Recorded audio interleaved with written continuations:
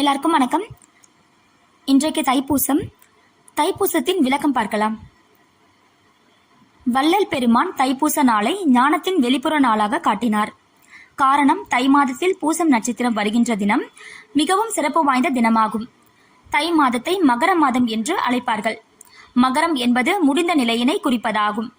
அகரம் plus உகரம் plus மகரம் மூன்றும் சேர்ந்து ஓம். தை மாதத்தில் பூசம் நட்சத்திரம் வருகின்ற நாள் சூரியன் உதிக்கின்ற நேரத்தில் சந்திரனும் வானத்தில் இருக்கும். அப்போது ஞான சபையில் இருந்து அக்னியான ஜோதி காண்பிக்கப்படும். அதாவது சூரிய சந்திர ஜோதியில் ஜோதி. சந்திரன் என்பது மன அறிவு, சூரியன் என்பது ஜீவ அறிவு, அக்னி என்பது ஆன்மா அறிவு. சந்திரன் சூரியனில் அடங்கி, சூரியன் அக்னியில் அடங்கி, அக்னி ஆகாயத்தில் அடங்கும் என்பதே தைப்பூசம். மனம் ஜீவனில் அடங்கி, ஜீவன் ஆன்மாவில் அடங்கி, ஆன்மா சிவத்துடன் கலந்துவிடும் என்பதை காட்டவே தைப்பூசம் நமது வள்ளல் பெருமானால் அளிக்கப்பட்டது. இந்த பதிவு உங்களுக்கு பயனுள்ள பதிவாக இருக்கும் நம்புறேன். இந்த பதிவு உங்களுக்கு பிடிச்சிருந்தா லைக் பண்ணுங்க, ஷேர் பண்ணுங்க, சப்ஸ்கிரைப் பண்ணுங்க.